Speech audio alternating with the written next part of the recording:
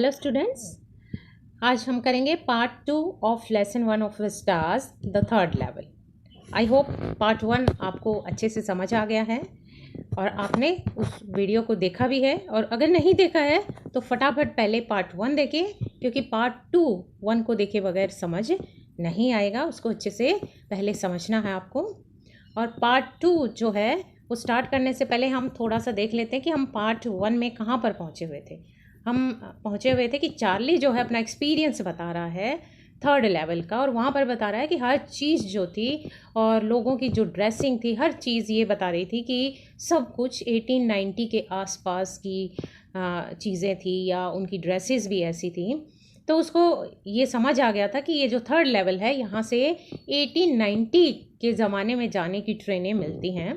इस चीज़ को कंफर्म करने के लिए वो न्यूज़ बॉय के पास भी जाता है, और न्यूज़ बॉय के पास जो न्यूज़पेपर था द वर्ल्ड, वो 1950 के आसपास तो वो बंद भी हो चुका था।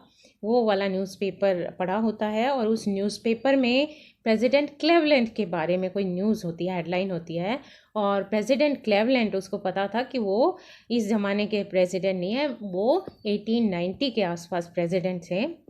अब उसको जो शक है वो जो यकीन में बदल जाता है, फिर भी वो वहाँ से निकलकर कंफर्म भी करता है पब्लिक लाइब्रेरी में, और द वर्ल्ड की सेम कॉपी जो है उसको वहाँ मिलती है, और उसके ऊपर 1894 की डेट लिखी हुई थी। तो इससे उसे पता चल गया कि वो थर्ड लेवल पर जाकर आया है। तो आइए उससे आगे हम चैप्टर को पढ़ते हैं। I turned toward the ticket windows, knowing that here on the third level at Grand Central, I could buy tickets that would take Louisa and me anywhere in the United States we wanted to go. अब उसको confirm हो गया था, तो वो कहता है कि मैं मुड़ा, कहाँ, किस तरफ मुड़ा? Toward the ticket Windows, ticket जो काउंटर था वहाँ मुड़ा। Knowing that here on the third level, ये जानते हुए कि यहाँ थर्ड लेवल के ऊपर जो ग्रैंड सेंट्रल स्टेशन का थर्ड लेवल था, वो अब मान चुका है कि it was the third level. I could buy tickets, कि मैं टिकट्स खरीद सकता था, that would take Louisa and me, जो मुझे और लुइसा कौन थी? उसकी वाइफ थी, उनको anywhere in the United states में कहीं भी लेकर जा सकते थे। वी वॉन्टेड टू गो, हम जहाँ जाना चाहें, इन द ईयर 1894, क्योंकि वो जो पेपर था वो 1894 का था। तो उसे समझ आ गया कि ये जो है यहाँ टिकट विंडोज़ पर जाकर वो यूनाइटेड स्टेट्स में 1894 में कहीं भी जाने की टिकट्स उन्हें वहाँ थर्ड लेवल से मिल सकती थी। And I wanted 2 tickets for Galesburg Illinois, और मैं चाहता था कि मुझे गेल्सबर्ग इलिनॉइस नामक जगह पर, जो गेल्सबर्ग है, वहाँ की मुझे 2 टिकटें मिल जाएं, क्योंकि वहाँ पर उनका पुराना घर था और उनके ग्रैंडफादर भी वहीं पर रहा करते थे, और वहाँ की चीज़ों को वो बताते थे बड़े शान से, और वो भी उन चीज़ों को बड़े अच्छे से याद करता था। बहुत ही अच्छा ज़माना वो उस ज़माने को मानता था। Have you ever been there? It's a wonderful town still, with big old frame houses, huge lawns, and tremendous trees whose branches meet overhead and roof the streets. अब ये रीडर्स को फिर क्वेश्चन कर रहा है, अब रीडर्स से interact कर रहा है, हमसे बातें कर रहा है कि वो कह रहा है क्या कभी आप गए हो इस जगह पर? कहाँ? गेल्सबर्ग में। एक वंडरफुल टाउन है, स्टिल अभी भी ये वंडरफुल टाउन है, बहुत ही अच्छा टाउन है, अद्भुत शहर है। With big old frame houses, जहाँ पर बड़े बड़े पुराने फ्रेम मतलब पुराने स्टाइल के घर हैं। ह्यूज लॉन्स, बड़े बड़े लॉन हैं, वहाँ पर बड़े बड़े खाली लॉन बने हुए हैं, उन्होंने पार्क बनाए हुए हैं। एंड ट्रेमेंडस ट्रीज, और बहुत ही बड़े बड़े ट्रीज हैं, पेड़ हैं। हुज ब्रांचेस मीट ओवरहेड, जिनकी जो ब्रांचेस हैं ओवरहेड, ऊपर से मिल जाती हैं। एंड रूफ द स्ट्रीट्स, और गलियों के ऊपर छत का काम करती है। मीन्स गलियों के दोनों और बड़ी बड़ी ब्रांचेस वाले पेड़ हैं, और जिनकी ब्रांचेस गलियों को ही ढक देती हैं आपस में मिक्स होकर। And in 1894 summer evenings were twice as long, और 1894 के ज़माने को अगर याद करें तो समर इवनिंग्स, शाम को जो गर्मियों की शाम होती थी वो दुगनी लंबी होती थी, मीन्स रात से दुगनी लंबी होती थी। And people set out on their lawns, और लोग अपने लॉन्स में बैठ जाते थे, बड़े बड़े जो उनके पार्क्स होते थे घरों के आगे, हर एक घर के आगे बने होते थे, उनमें बैठ जाते थे। The man smoking cigars and talking quietly, आदमी सिगार स्मोक करते थे एंड टॉकिंग क्वाइटली, और चुपचाप बातें करते रहते थे। अब वो ज़माना उन्हें याद होगा, क्योंकि नए ज़माने में तो आदमियों की इतनी वैल्यू नहीं है जितनी वैल्यू पुराने ज़माने में होती थी। The women waving palm leaf fans, औरतें जो क्या करती थी, पाम लीफ के फैंस को हिलाती थी। आदमी सिगार पीते हुए आराम से बातें करते बैठे रहते थे और औरतें उनके ऊपर पंखे हिलाती थी। तो ये तो वो जाना ही चाहेंगे ऐसी जगह पर, क्योंकि जहाँ इतना शानो शौकत से वो रहते होंगे। With fire flies all around, जबकि जो फायर फ्लाइज होती थी, फायर फ्लाइज मीन्स जुगनू जो होते थे, वो चारों ओर शाम को, क्योंकि खुला एरिया था, तो वो घूमते रहते थे इन अ पीसफुल वर्ल्ड। और बड़ी शांति भरी दुनिया थी। मीन्स इंसेक्ट्स और पीपल, हर लोग जो हैं, हर जीव जो है वो एक साथ बड़े ही पीसफुली रहते थे। To be back there with the first world war still 20 years off and world war second over 40 years in the future, कि मैं वहाँ वापस जाना चाहता था, क्योंकि अभी भी मैं उस ज़माने में जाना चाहता था जबकि फर्स्ट वर्ल्ड वॉर अभी बहुत टाइम पड़ा है उसको, और 20 years ऑफ, अभी भी उसके 20 साल पड़े हैं, और सेकेंड वर्ल्ड वॉर के तो 40 साल से भी ज़्यादा पड़े हैं, अभी फ्यूचर में आएगी। तो मैं उस ज़माने में जाना चाहता था जिसमें कोई वॉर नहीं थी। I wanted 2 tickets for that, मैं उसके लिए 2 टिकट्स चाहता था, उस ज़माने में जाने के लिए 2 टिकटें चाहता था। The clerk figured the fare, clerk ने क्या किया, फेयर को फिगर किया। Figure means counted the fare, उसने किराया, फेयर क्या होता है, किराया, काउंट किया। He glanced at my fancy hat band, उसने मेरे फैंसी हैट बैंड की तरफ ग्लैंस किया। ग्लैंस करना मतलब एक झलक भर देखना, हैट बैंड मतलब मेरा जो स्ट्रॉ हैट था उसके ऊपर जो फैंसी बैंड था उसकी तरफ झाँका। क्योंकि नेचुरली जब इसको पुराने ज़माने के लोग अजीब लग रहे थे तो उनको भी इसकी जो ड्रेसिंग थी वो अजीब लगी होगी। तो उस टाइम पर ऐसे फैंसी हैट बैंड नहीं होते होंगे, तो उसने देखा कि इसका जो हैट है वो अलग लग रहा है। But he figure the fair, लेकिन फिर भी वो जो फेयर था, किराया था, उसको वो काउंट करता रहा। And I had enough for 2 coach tickets, और मेरे पास इतने पर्याप्त पैसे थे कि मैं 2 कोच टिकट ले सकता था। अब के हिसाब से देखें तो मुझे कोच का मतलब जैसे स्लीपर वगैरह की 2 टिकट मुझे मिल सकती थी, 1 वे, एक तरफ की। But when I counted out the money, लेकिन जब मैंने पैसे काउंट किए एंड लुक्ड अप, और ऊपर देखा, कि जब मैं पैसे काउंट कर रहा था तो उस कलर का ध्यान मेरी तरफ था। तो मैंने जब ऊपर देखा, द कलर वो स्टेयरिंग एट मी, जो कलर था वो मुझे घूर रहा था। अब क्या वजह हो सकती है, ही नोडेड एट द बिल्स, उसने बिल्स की तरफ नोड किया। नोड किया मीन्स ना में सिर हिलाया। That and money mister, these aren't money mister, कि ये पैसे नहीं है मिस्टर, क्योंकि उस ज़माने में करेंसी अलग होती होगी, अब जो है अलग करेंसी है। तो अब की करेंसी, उस ज़माने में नकली नोट लगते होंगे। कह रहे कि ये पैसे नहीं है मिस्टर, ही सेड, उसने कहा। And if you are trying to skin me you won't get very far, और अगर तुम मुझे स्किन करने की कोशिश कर रहे हो, स्किन मतलब डिसीव करने की कोशिश कर रहे हो, मुझे धोखा देने की कोशिश कर रहे हो, तो तुम ज़्यादा दूर नहीं जाओगे, तुम ये काम और ज़्यादा नहीं कर पाओगे। मीन्स तुम मुझे डिसीव नहीं कर सकते, तुम मुझे धोखा नहीं दे सकते हो। And he glance at the cash drawer beside him, और फिर उसने जाकर उसकी साइड में जो कैश ड्रॉवर था जिसमें पैसे पड़े हुए थे उनकी तरफ देखा। Of course the money was old style bills, कि इसमें कोई शक नहीं है कि जो उसमें मनी था, जो पैसा था, वो क्या था, ओल्ड स्टाइल के बिल्स थे। बिल्स मतलब नोट्स थे, पुराने ज़माने के पुराने स्टाइल के नोट्स थे। Half again as big as the money we use nowadays, और वो कितने बड़े थे कि जो आजकल हम पैसे यूज़ करते हैं उससे आधे साइज़ के थे। एंड डिफरेंट लुकिंग, और अलग भी दिखने में थे। I turned away and got out fast, मैं मुड़ा और तेज़ी से चला गया। There is nothing nice about jail even in 1894। अब ये नरेटर कह रहा है कि अगर 1894 की भी बात करें तो सारी जमाना अच्छा था, सारी चीज़ें अच्छी थी, तो जेल जो है उस टाइम भी अच्छी नहीं थी, कि जेल जाना तो उस टाइम भी अच्छा नहीं था। यूं ही सोचो कि उस ज़माने की जेल में चला जाऊं तो जेल तो तब भी अच्छी नहीं थी, जेल में होना कभी भी अच्छा नहीं होता। एंड दैट वॉज दैट, और यही वो घटना थी। दैट वॉज दैट मतलब इसी घटना की मैं बात कर रहा हूँ। And I left the same way I came, और मैं उसी रास्ते से वापस निकल आया जिससे मैं गया था। आई सपोज, मेरा मानना है कि ज़्यादा मैंने ध्यान नहीं दिया, पर मेरा मानना यही है कि मैं उसी रास्ते से वापस आ गया जहाँ से मैं गया था। Next day during lunch hour I drew $300 out of the bank. कि देखिए ये इतना ऑब्सेस्ड हो गया, इसको एक बार भी नहीं लगा कि उसमें कुछ गलत था और थर्ड लेवल का उसे कोई शक हुआ हो। अगले दिन ड्यूरिंग लंच आवर, जब मेरे ऑफिस का लंच आवर हुआ, मैंने $300 जो थे वो बैंक से ड्रू किए, जो मतलब निकाले। नियरली ऑल वी हैड, लगभग यही हमारे पास सेविंग थी, वो सारी की सारी मैंने निकाल ली। देखिए ये कितना वहाँ जाना चाहता था कि अपने सारे पैसे निकाल लिए। एंड और क्या किया, बॉट ओल्ड स्टाइल करेंसी। और क्या किया, ओल्ड स्टाइल करेंसी खरीद ली, उसकी ओल्ड स्टाइल बिल्स खरीद लिए उसके। करेंसी मतलब जो वो बिल लेकर आया था, उस ज़माने के जो नोट्स थे वो उसने खरीदे, उनसे जितने आए।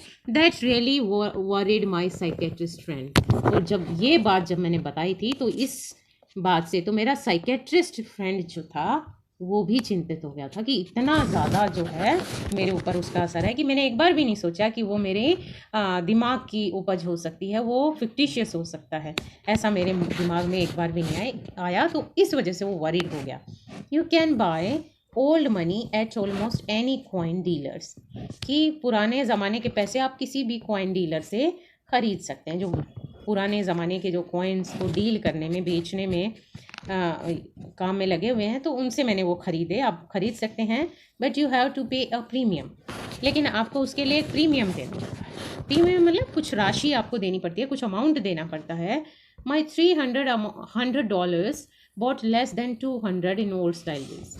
तो मेरे $300 के बदले में 200 से भी थोड़े से कम पुराने स्टाइल के बिल आए। मीन्स 300 के बदले मुझे 300 नहीं मिले, उसके बदले मुझे 200 के आसपास के कुछ बिल मिले, नोट मिले पुराने स्टाइल के, क्योंकि बाकी जो है वो चेंज करने के लिए अमाउंट मुझे पे करना पड़ा। बट आई डिडंट केयर, लेकिन मुझे इसकी ज़्यादा परवाह नहीं थी कि कम मिले। क्यों? Because eggs were 13 cents a dozen in 1894, क्योंकि 1894 में तो मुझे जाना ही था, और 1894 में एग्स जो थे वो 13 सेंट, 13 पैसे एक दर्जन के हिसाब से मिलते थे। इतने सस्ते होंगे सारी चीज़ें, तो यहाँ वहाँ पर तो मैं फ़ायदे में ही रहूँगा। But I have never again found the corridor. उसको पुराने बिल्स तो मिल गए, पुराने नोट्स तो मिल गए, लेकिन उसके बाद उसे वो कॉरिडोर नहीं मिला। उसने ढूंढा, लेकिन उसे दोबारा वो कॉरिडोर मतलब वो गैलरी जिसमें से वो एंटर करके थर्ड लेवल पर गया था, that leads to the third level, कि जो at the grand central station, जो ग्रैंड सेंट्रल स्टेशन के थर्ड लेवल पर जो कॉरिडोर, जो गैलरी या जो बरामदा मुझे लेकर जा सकता था, वो मुझे कभी मिला ही नहीं दोबारा। Although I have tried often enough, हालांकि मैंने काफ़ी कोशिश की है उसको ढूंढने की। Louisa was pretty worried when I told her all this. Louisa काफ़ी वरीड हो गई, काफ़ी चिंतित हो गई जब मैंने उसे अब ये सारी घटना बताई। And didn't want me to look for the third level any more, और वो नहीं चाहती थी कि मैं तीसरे लेवल की एनी मोर मतलब और ज़्यादा खोज करूँ। लुक फॉर मीन्स और ज़्यादा ढूंढूँ उसे। उसने कहा कि तुम और नहीं ढूंढोगे, क्योंकि उसे भी लग रहा था कि शायद ये मेरे दिमाग का फितूर है। And after a while I stopped, और कुछ टाइम बाद मैंने भी छोड़ दिया। मैंने भी अपनी जो तलाश थी, सर्च थी, वो रोक दी, कि जब मिला ही नहीं मुझे तो मैंने छोड़ दिया। I went back to my stamps, और अपने दिल को तसल्ली देने के लिए मैं अपनी स्टैम्प्स के काम पर ही चल पड़ा। मीन्स अपनी स्टैम्प्स ही इकट्ठी करने लगा। बट नाउ, लेकिन अब क्या हुआ है, अब कुछ और हुआ है। वी आर बोथ लुकिंग, हम दोनों ढूंढ रहे हैं। अब सिर्फ लुइसा नहीं ढूंढ रही है, मैं नहीं ढूंढ रहा हूँ, अब हम दोनों ही थर्ड लेवल को ढूंढ रहे हैं। For the third level, sorry, we both are looking, कि अब हम दोनों ढूंढ रहे हैं। एवरी वीकेंड, हर वीकेंड ढूंढ रहे हैं। Because now we have proof, क्योंकि अब हमारे पास प्रूफ है कि हम अब जब भी हमारी छुट्टी होती है, वीकेंड होता है, तो हम ढूंढते हैं, क्योंकि अब हम दोनों को ही प्रूफ मिल गया, सबूत मिल गया है that the third level is still there, कि थर्ड लेवल वास्तव में ही है। My friend Sam Weiner disappear. क्यों? अब क्या हुआ ऐसा कि मेरा जो फ्रेंड है सैम विनर, वो डिसअपियर हो गया, वो गायब हो गया, अचानक से गायब हो गया। अब रीज़न बता रहा है कि क्यों, मेरे साथ साथ लुइसा को भी क्यों यकीन हो गया है, क्योंकि अभी ऐसा हुआ है कि मेरा दोस्त सैम विनर गायब हो गया। नो बडी न्यू वेयर, कोई नहीं जानता कि वो कहाँ गया। But I sort of suspected, लेकिन मुझे थोड़ा सा सस्पिशन है, शक है, एक तरह का सॉर्ट ऑफ मीन्स एक टाइप का मुझे थोड़ा शक है, because Sam is a city boy, क्योंकि सैम एक शहर का लड़का है। And I use to tell him about Galesburg, और मैं उसको गेल्सबर्ग की बातें बताया करता था कि सिटी बॉय होने का मतलब वो इस शहर में छोटी छोटी जगहों पर रहता है, और मैं बड़े शान से उसको गेल्सबर्ग के बारे में बताता था। I went to school there, क्या क्या बताता था, ये डैश लगा के कि कैसे मैं वहाँ स्कूल जाता था। And he always said he like the sound of the place, और जब भी मैं उसे बताता था तो वो ये कहता था कि मुझे उस जगह का साउंड बड़ा पसंद है, कि मुझे उस जगह की बातें करना पसंद है। And that's where he is all right in 1894। और वो वहाँ है, अब हमें पता चल गया है कि वो कहीं और नहीं गया, वो वहीं है। कहाँ पर? 1894 के ज़माने में उसके दादा के शहर में गेल्सबर्ग में वो है, बिल्कुल ठीक ठाक है 1894 में। अब ये बताएगा कैसे उन्हें पता लगा कि वो वहाँ पर है। Because one night fussing with my stamp collection I found, क्योंकि एक रात को मेरा जो स्टैम्प कलेक्शन था उसमें फसिंग विद का मतलब है कि उनसे थोड़ा सा मैं रूबरू होते हुए या उससे जद्दोजहद करते हुए अपने स्टैम्प कलेक्शन को देखते हुए आई फाउंड, मुझे मिला। वेल अब ये बता रहा है क्या मिला, वो बाद में बताएगा। फिर अब एक चीज़ को ये डिस्क्राइब कर रहा है कि well do you know what a first day cover is. कहता है अच्छा पहले तुम ये तो बताओ कि तुम्हें पता है फर्स्ट डे कवर क्या होता है। अब मैं स्टार्टिंग में ये आया था कि फर्स्ट डे कवर भी वो इकट्ठे करता था अपने स्टैम्प कलेक्शन में, तो अब ये फर्स्ट डे कवर को डिस्क्राइब करेगा पहले, फिर ये बताएगा आगे हुआ क्या था। कि आपको पता है फर्स्ट डे कवर क्या होता है?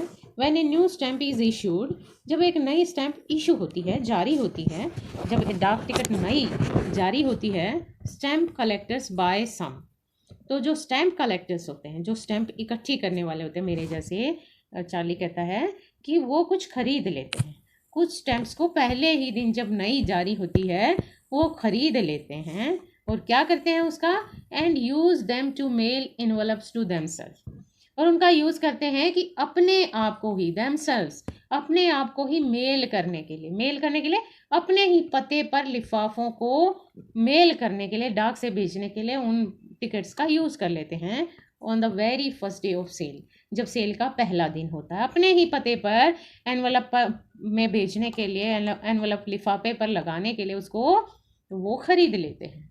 And the postmark proves the date, और फिर जब उस पर डाकखाने की जो स्टैंप लगती है, पोस्ट मार्क लगता है, उससे उस दिन की डेट भी उस पर फिक्स हो जाती है, उस डेट का भी प्रूफ हो जाता है कि वो किस दिन जारी हुई थी, पहले दिन वो किस दिन किस तारीख को वो स्टैंप जो है उनके पते पर पहुंची थी।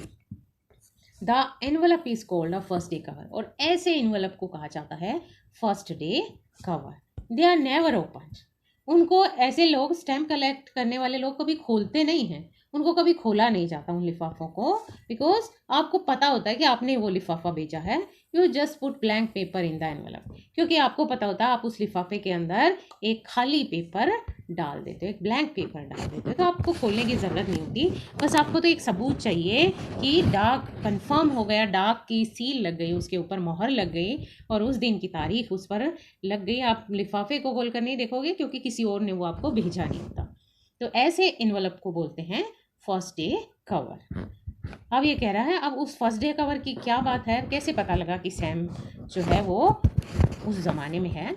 That night among my oldest first day covers, उस रात को कि जब मैं अपने स्टैम्प कलेक्शन को देख रहा था तो मेरे जो सबसे पुराने फर्स्ट डे कवर्स थे उनके अंदर आई फाउंड वन, मुझे एक मिला, एक ऐसा फर्स्ट डे कवर मिला that shouldn't have been there, जो जिसको वहाँ नहीं होना चाहिए था, कि कायदे से तो वो फर्स्ट डे कवर जो है मैंने कभी या मेरे दादा ने कभी पोस्ट किया ही नहीं अपने पते पर, बट देयर इट वॉज, लेकिन वो वहाँ था, एक ऐसा लिफाफा था फर्स्ट डे कवर जैसा।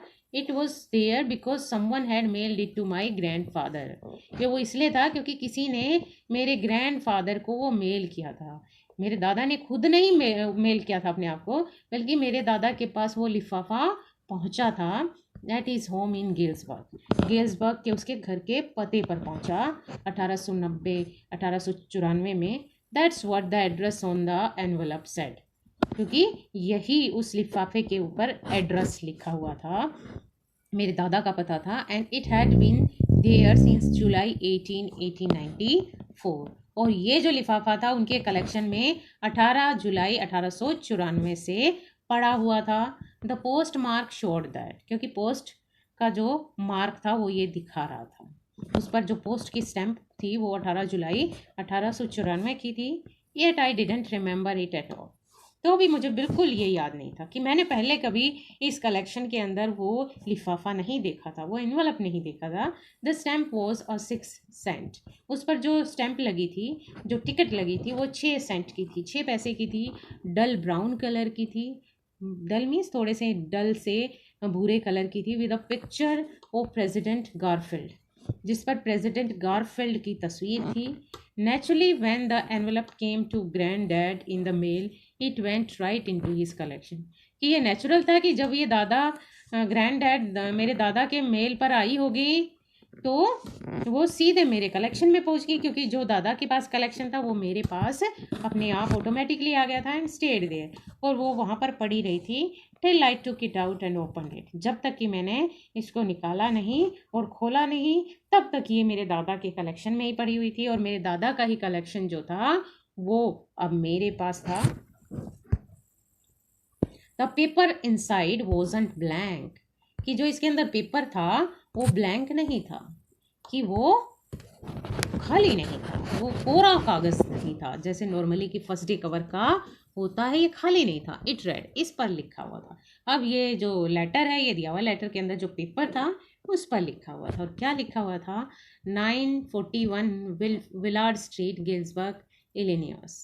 ये पता जो था उस पर लिखा हुआ था। जुलाई 1894 की डेट थी, और किसके नाम पर था? ये देखिए, चार्ली के नाम पर ये लेटर था, उसके दादा के पते पर। आप देखेंगे इस लेटर की जो लैंग्वेज है वो भी थोड़ी सी इंग्लिश अलग टाइप की है, कि got to believing, got to wishing. ये उस ज़माने में लैंग्वेज होती थी लोगों की बोलने की, तो उसी ज़माने की लैंग्वेज में है। I go to wishing that you were right. I wish की बजाय ये कह रखा है आई गो टू विशिंग, कि मैं विश करता हूँ, कि मेरी इच्छा है कि तुम ठीक हो। Then I go to believing you were right, और फिर मैं ये बिलीव करता हूँ कि तुम ठीक थे, तुम सही कह रहे थे, कि तुम ठीक कहा करते थे मुझे। And Charlie, it is true, और चार्ली ये सच भी है। I found the third level, मुझे तीसरा लेवल मिल गया।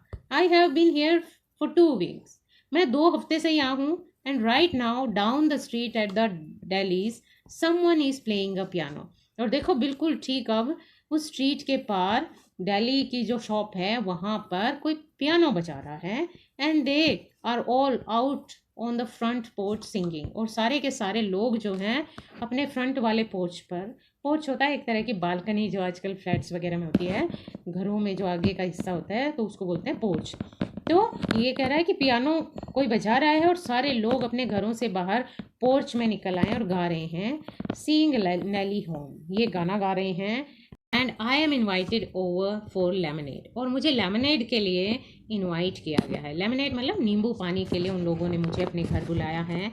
कम ऑन बैक, कि तुम भी वापस आ जाओ, चार्ली एंड लोइसा, चार्ली और लोइसा तुम भी वापस आ जाओ। Keep looking till you find the third level, ढूंढते रहो जब तक कि तुम्हें तीसरा लेवल ना मिल जाए। It's worth it, believe me, कि बिलीव मी ये वर्थ इट है। वर्थ इट मीन्स ये वैल्यूएबल है, ज़रूर यूजफुल है, यूजलेस नहीं है। तुम ढूंढोगे तुम्हें ज़रूर मिल जाएगा, तो ये यूजलेस बात नहीं है। The note is signed Sam, और जो नोट था उस पर किसके साइन थे? सैम। सैम मतलब सैम ने ये लिखा हुआ था, ये लेटर जो उस कलेक्शन में आया हुआ था। At the stamp and coin store I go to, I found out that Sam bought $800 worth of old style currency. और जब मैं स्टैम्प और कॉइन स्टोर पर गया तो मैंने ये पाया कि सैम ने $800 की कीमत के पुरानी स्टाइल की करेंसी खरीदी थी। कि सैम ने भी, जैसे मैंने ख़रीदा था जाने के लिए, तो उसने भी पुरानी करेंसी खरीदी थी। That ought to set him up in a nice little hay, और इतने पैसों से तो वो अच्छे खासे हे में वहाँ पर होगा। अच्छे खासे हे का मतलब वहाँ अच्छे मुनाफे में रह रहा होगा। हे का मतलब वैसे तो होता फसल वगैरह, लेकिन यहाँ पे लगेगा कि वो अच्छे खासे मुनाफे में होगा, क्योंकि उस टाइम तो सारी चीज़ें सस्ती थी। और अगर आज के $800 के $800 के अगर $500 भी उसको मिल जाते हैं पुराने के, तो वहाँ $500 का मतलब तो बहुत ज़्यादा था। कि वो बहुत फ़ायदे में होगा फीड एंड ग्रेन बिजनेस के, हे फीड एंड ग्रेन बिजनेस के। मीन्स जो वहाँ पर वो बिजनेस करने वाला है कि किसका, चारे का, भूसे का, अनाज का जो बिजनेस वहाँ जाकर वो करेगा, उसमें वो काफ़ी मुनाफे में रहने वाला है, काफ़ी सस्ता पड़ने वाला है उसको। ही always said that's what he really wished he could do. और जब भी मैं गेल्सबर्ग की बातें करता था तो वो यही कहता था कि वास्तव में वो यही करना चाहता है, इसी बिजनेस को करना चाहता है। And he certainly can't go back to his old business. और ये तो पक्का है कि वो अपने पुराने बिजनेस में तो नहीं जा सकता, कि वहाँ पर अपना पुराना बिजनेस, यहाँ वाला बिजनेस तो वो कर ही नहीं सकता। नॉट इन गेल्सबर्ग इलिनॉइस इन 1894। कि कम से कम 1894 का जो गेल्सबर्ग था, वहाँ पर तो उसका पुराना धंधा चल नहीं सकता।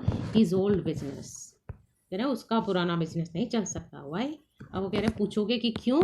सैम वॉज माई साइकेट्रिस्ट, कि सैम मेरा वही साइकेट्रिस्ट दोस्त है जो मुझे समझाया करता था, और वो वहाँ पहुँचा हुआ है, इसलिए मैं और लुइसा जो है वो दोनों तलाश कर रहे हैं उस थर्ड लेवल। अब देखिए, अब यहाँ पर तो प्रूव कर दिया नरेटर ने कि हाँ थर्ड लेवल वास्तव में है।